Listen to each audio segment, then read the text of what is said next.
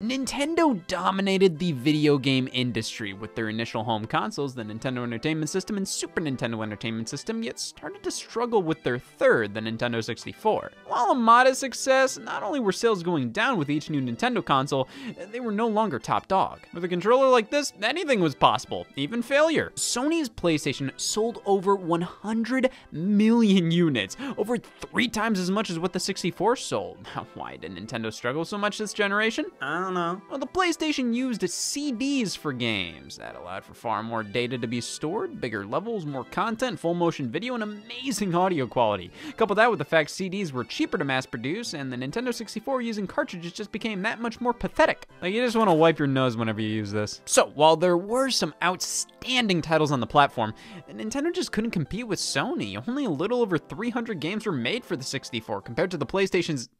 Point made. Onto the drawing board for Nintendo. Their successor to the Nintendo 64 was poised to be the successor to the Nintendo 64. Yeah, there wasn't necessarily a massive directional change Nintendo was making with this project. It was just meant to be a more powerful new video game machine. Codenamed Project Dolphin. Oh, badass! Development started in 1998, with the first public announcement of the codename being just prior to E3 1999. Though nothing else of worth was really talked about outside of the graphics. You'll like them. DVD support was teased, though in reality it was still up in the air. This system was a ways off, and it felt like Nintendo announced it because the Nintendo 64 just was not working out, and everybody else was showing off their new consoles. How Sega already released theirs. With Sony debuting the PlayStation 2 and Microsoft talking about stepping into the ring with their own system, Nintendo pulled a me at a high school reunion. Yeah, I got some projects in the works. You work at Big Boy. Nintendo waited a year and a half until August of 2000 at their Space World Expo in Japan to fully reveal not only their new handheld, the Game Boy Advance, but their next generation home console as well, titled GameCube. With a name like that, you can't be disappointed. The way they revealed it here made GameCube feel like a fashion statement with great specs. So many funky colors, and after complaints as to what the hell the N64 was, Nintendo went, alright, shapes are in. This was where many GameCube games debuted, albeit in the form of tech demos, or at least that's how they were presented. The first game officially shown for the GameCube was Meowth's Party. Bizarre first words. Early versions of Wave Race, Blue Storm, Luigi's Mansion, Star Wars Rogue Leader, and Metroid Prime were shown, though Nintendo claimed that none of these represented games in active development, and they were all just tech demos, which they say during every console reveal. Which this was also the case for the infamous clip of a Zelda GameCube title showcased at the event as well. Link and Ganondorf fighting it off with a graphical quality fans could only dream of. The GameCube was set to be fairly powerful, more so than the PlayStation 2 and Sega Dreamcast, and Nintendo was planning a launch in July of 2001 in Japan and October of 2001 in North America. Big things were in the works for not only this system, but the Game Boy Advance as well. The Nintendo 64 experienced numerous software droughts, which obviously was something Nintendo was trying to avoid this time around. They always do. So, they just gave up on the 64 as early as May 2001, releasing their last game half a year before GameCube launched, and most games in development for the 64 were moved right on over to the GameCube. Nintendo was putting their all into this generation. Honestly, I mean, the Game Boy Advance had so many games, more quality support than the Game Boy Color and original Game Boy ever had. And adding their next-gen high-tech system to the mix, also with a healthy amount of titles, you'd think they would have dominated this generation. You'd think! Nintendo is a stubborn child who doesn't actually understand why they fail in the first place sometimes. Dude, the bullet wounds help me run faster. Yes, Project Dolphin was revealed to use discs, and it seemed that Nintendo was finally responding to everybody saying they needed to move to CDs or DVDs. This wasn't what we meant. GameCube games came on discs, yes, but they were mini DVD type discs. So they were cheaper to produce than traditional Nintendo 64 cartridges, and they could store a lot more on them. They were still pathetic. The already released PlayStation 2 and upcoming Xbox used regular sized DVDs for their games, which allowed developers to store considerably more data on them, and with game files doing nothing but increasing in size every generation, it was pretty stupid that the GameCube discs were far closer to PlayStation 1 than the PlayStation 2 in terms of capacity. Even though the GameCube was more powerful, some PS2 games just wouldn't work on the thing. They were too big. You'd have to do so much work to get some of these titles to fit on GameCube because of the tiny discs. Tiger Woods PGA Tour on GameCube had to release on 2 of them, that's when I, as a GameCube fan, noticed something was up. Boy, these 1.5 gigabyte discs sure are limiting. On top of the storage limitations, these discs may have looked like mini DVDs, but they were Nintendo's own creation, meaning the GameCube was just that, a cube for game. The PlayStation 2 did as well as it did, partly because of the fact it could play DVD movies. That way, you just had to buy one product instead of a game console and DVD player separately. The Xbox could also play DVDs, hell, the Dreamcast at the very least could play music CDs. The GameCube couldn't do anything like that, so yes, while the move to discs was good, it felt like Nintendo still wanted to put their own stupid fucking spin on it. Like, fine, we'll do discs, but you're not gonna like it. They were so concerned over piracy, and the GameCube discs were trickier to copy, plus not having to cram DVD playing technology into this thing aided in giving the system a pretty low price point. Nintendo announced a starting price of $199.99, which was $100 less than the competition. Was it worth it? Nintendo was the cheap bitch this generation. That concept was announced at E3 2001 alongside the launch plans for the console. Games that were initially revealed as tech demos were shown as full-fledged games, with the Space World demo of Luigi running around with ghosts turning out to be Luigi's Mansion. Yeah, no defining Mario platformer launch title like with previous systems. Here's a smelly fucking brother instead. Of course, the big reveal was Super Smash Bros. Melee alongside a brand new IP from Nintendo, Pikmin. They alluded to this being their next Pokemon, I think because it shared a lot of the same letters. Connectivity between GameCube and Game Boy Advance was advertised heavily during the pre-launch build-up. I feel like Nintendo was expecting this to be utilized a ton. They also discussed a wireless controller for the system, the Wavebird, and after a few delays, the system launched on September 14th, 2001 in Japan, November 18th, 2001 in North America, and May 3rd, 2002 in Europe. Sales were pretty good. Until they weren't. That's generally the case with Nintendo consoles. They sell really well at launch, but if that continues throughout its life, it depends. The GameCube appealed to Nintendo fans. They were the ones who bought it up at launch. If you weren't a diehard Nintendo fan, you'd still find something to like about the console, no doubt, though there were obviously better PlayStation 2-like options available to you. With that being said, the launch of the GameCube was only 3 days after the original Xbox, 389 days after the PlayStation 2, and a little over 10,000 days after Watergate. What did Nintendo have to show for it? Oh, it's purple. The GameCube launched in 2 colors, jet black and indigo. For some reason, this was Nintendo's go-to color in North America, especially during this generation with the Game Boy Advance sporting it as well. This felt like Nintendo trying to appeal to both hardcore children and hardcore man children. Like, look, the black one fits right next to any printer. The purple one is too much fun. Like, I want to do stocks, damn it. While the design is much more grounded than the Nintendo 64, it definitely feels like its successor, especially with the 4 controller ports on the front. I think Nintendo struck a wonderful balance between standard-looking game console and silly fucking system. This generation, Nintendo didn't necessarily try to do their own thing like they did with the Wii, Wii U, Nintendo Switch, those eras. Who cares what Sony's doing? Let's make Brain Age. GameCube, Nintendo was actively directly competing with Sony and Microsoft. However, they obviously didn't want to rid the GameCube of any Nintendo charm. It was so much smaller than other game consoles at the time. I mean, you could fit it in a car, hell, 2 of them! But the biggest Nintendo-esque innovation was being able to hold the damn thing. Video game consoles have always had this issue, and Nintendo fixed it by installing a handle for maximum looking like a lunchbox. They wanted people to lug their GameCube around and bring it to friends' houses, sometimes even going as far as considering the GameCube to be pseudo-portable. I mean, yeah, this was one of the most comfortable home consoles to travel with, but keep in mind, you also need a controller, an AC adapter, and AV cables and games, so the portability of the GameCube with the handle kind of becomes a moot point when you have to wear cargo shorts to carry the rest. I think this was more of a design choice to give the GameCube more character rather than being about functionality. Without the handle, it's literally just a game-cube. With it, it's a GameCube. I mean, I think it's important to have an instantly recognizable design for your system. If you just try to identify systems via their silhouettes, even if you think the PlayStation 5 looks disgusting, it's a better reaction than trying to figure out which one of these rectangles is the Xbox One. Let's die it right! The handle helped characterize the GameCube. It's quirky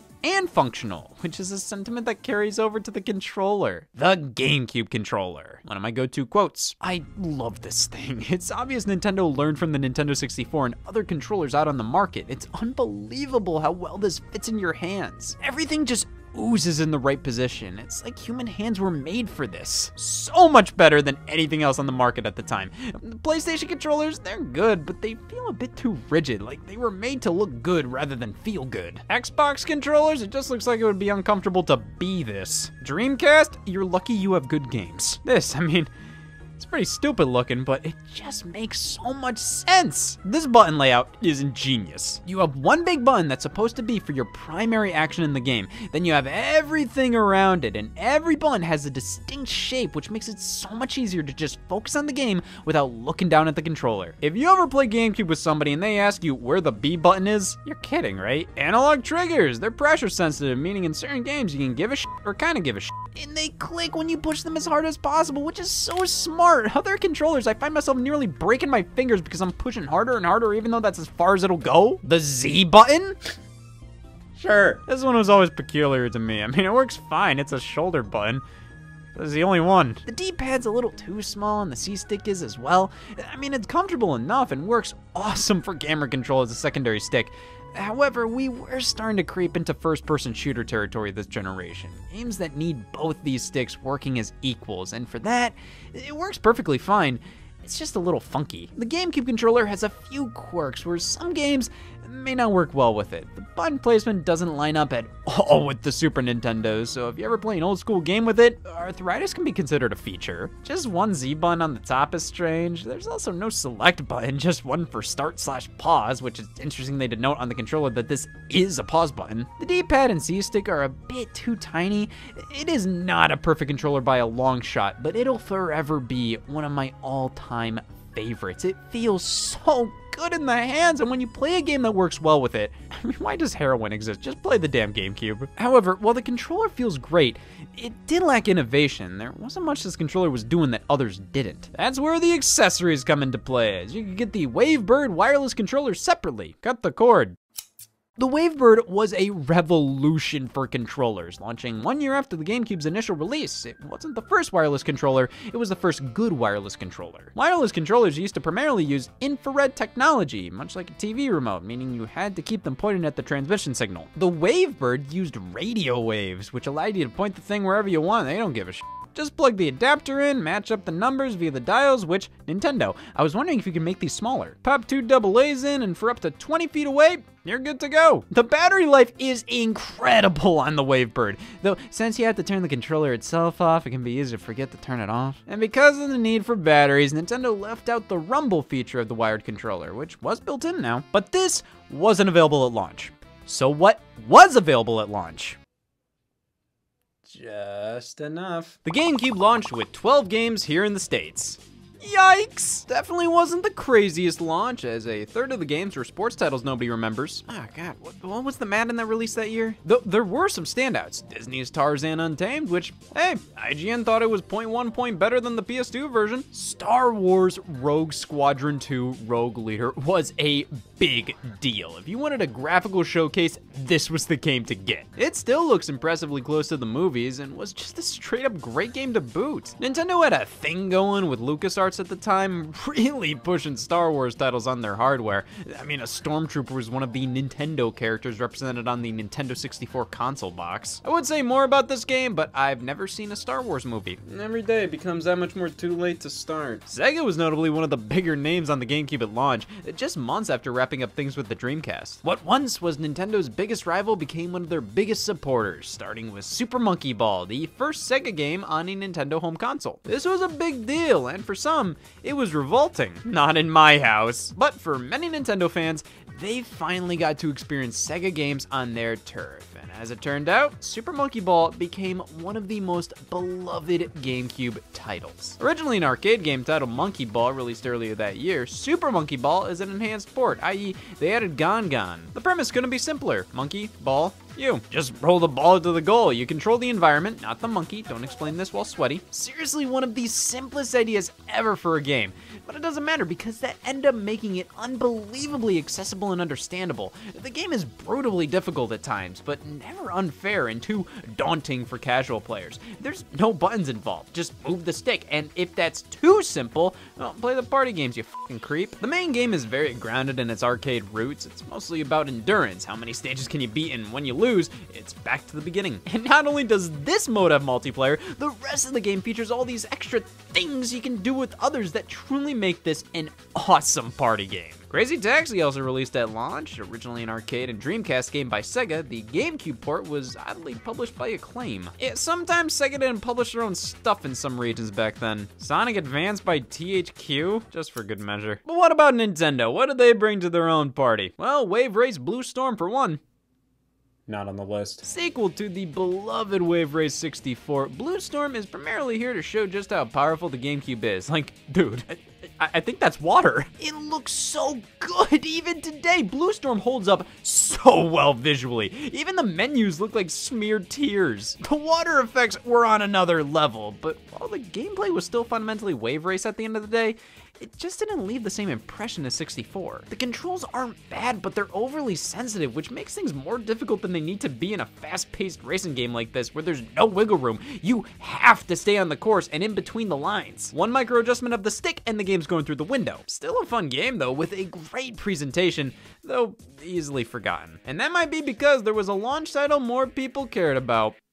Reluctantly. Luigi's Mansion, the game you can't help but have this reaction towards. Oh, how sad. Regardless of Luigi's Mansion's quality, I'll get to that in due time, let's be honest, this looked lame as hell. You're trusting a console launch with this fucking dork? Nintendo systems were known for launching with revolutionary Mario games. This one felt like they were playing a joke on us. Luigi's Mansion, starring Mario's brother in a haunted mansion, 3 weeks after Halloween. Would it have killed you to retheme it to the next closest holiday? So to be fair, you did get a Mario series game, but Luigi's Mansion is anything but a Mario game. As a launch title, I do kind of think it wasn't the best move. Again, the GameCube launched 3 days after the Xbox. It had Halo, you got Luigi. I think too much pressure was on Luigi's Mansion to be this groundbreaking experience when it was more so just a very charming experience, one that used the GameCube's hardware incredibly well. Feels like a total showcase for the GameCube controller. The analog triggers, dual sticks, it's all used to control Luigi, aiming your flashlight and vacuum around, sucking up ghosts while exploring a haunted mansion, solving puzzles to advance throughout. It's damn short, around 6 hours long, but that kind of adds to the experience. If this was some 20-hour long adventure, I don't know if it would work as well. Luigi's Mansion is a great spooky game to pop in every Halloween, and the fact it doesn't overstay its welcome makes it a fun and easy title to do that with. If only it didn't come out in damn November. I think Luigi's Mansion comes up short when its duty is to sell a console, but as a standalone game, it's a wonderful little experience. It's where Luigi gained a lot of his character. Without this game, he wouldn't be the freak he is today. And the setting is just superb. This mansion feels lived in. It's like a character in of itself. And graphically, it still looks fantastic. The amount of lighting and dust effects is insane. And Nintendo's two launch titles, they were pretty much here just to show off the GameCube's technical capabilities. They were good games at the very least, but you could finish them all in a day. After that, all you could do is gawk at the GameCube's boot up sequence,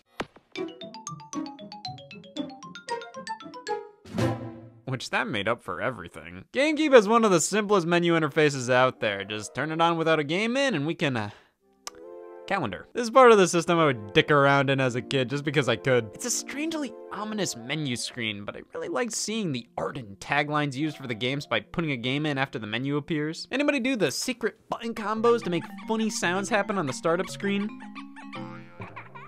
That's a stupid question. You're alive, aren't you? What about the game boxes? These are cool. Finally, Nintendo had plastic cases for their games. No more cardboard. Of course, in Japan, they got funky as hell with these things. Tiny with cardboard sleeves, just like me. This system is so alright. I've got to see what the rest of the world thinks.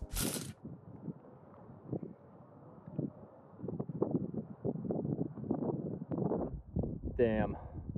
I could not buy a GameCube all f***ing day. So that was the GameCube's launch. Nothing amazing, nothing that bad. It was just alright. The launch mainly comprised of sports games, licensed games, and oddball exclusives, most of which you could complete the day you bought the system.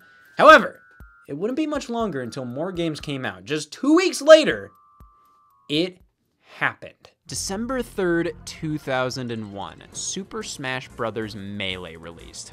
That's what the police reports say. It may have missed the GameCube's launch, but it didn't matter. You could just replay Luigi's Mansion 60 times. I definitely gave the launch lineup a hard time, but in reality, when you have the next major game come out just 2 weeks later, it kinda doesn't matter.